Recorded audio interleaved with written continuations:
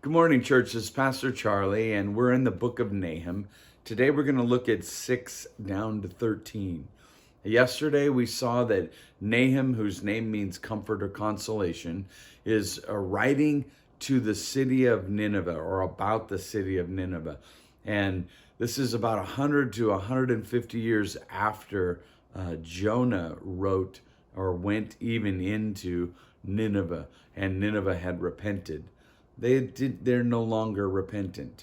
They are acting as adversaries against the Lord again. What we're going to see is Nahum's going to ask a question. He's going to tell us about the Lord's character and his goodness. And then the Lord is going to speak to those who are taking refuge in him. This is what he says. Who can stand before his indignation? Who can endure the heat of his anger? His wrath is poured out like fire, and the rocks are broken into pieces by him. So the answer is no one.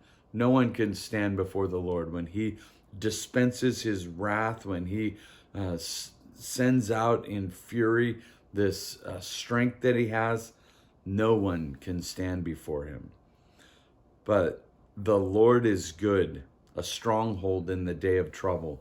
He knows those who take refuge in him. So who can stand before him?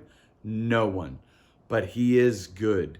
And if you want to take refuge in him, then he will be a stronghold for you. So on the day of his wrath, as you take refuge in him, that wrath will pour over, but you will not be consumed by it. But with an overflowing flood, he will make a complete end of the adversary. He will pursue the enemy in darkness. So those who take refuge, you'll stand in the day of judgment. Those who are his adversaries, they'll be made to a complete end. So what do you plot against the Lord? He will make a complete end. Trouble will not rise up a second time, for they are like entangled thorns, like drunkards as they drink. They are consumed like stubble, fully dried. So those that are plotting against the Lord, those that are his enemies, he will make a complete end. And when he makes a complete end of you, you will not get back up. You won't get up a second time. They're like entangled thorns, like drunkards as they drink. They are consumed like stubble fully dried.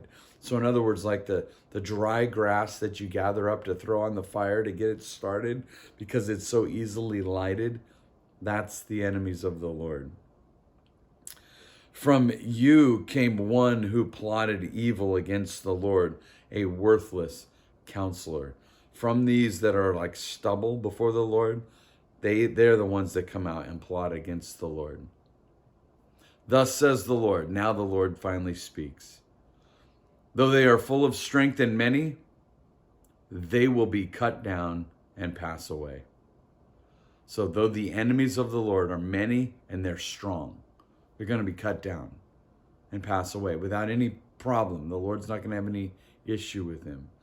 Though I have afflicted you, these are those that are taking refuge in the Lord. Though I have afflicted you, I will afflict you no more. And now I will break his yoke from you and will burst your bonds apart. So the Lord has a people and they have taken refuge in the Lord. And although this adversary against the Lord has exerted strength and power over them because they have taken refuge in the Lord will deliver them and break the yoke, and they will afflict you no more.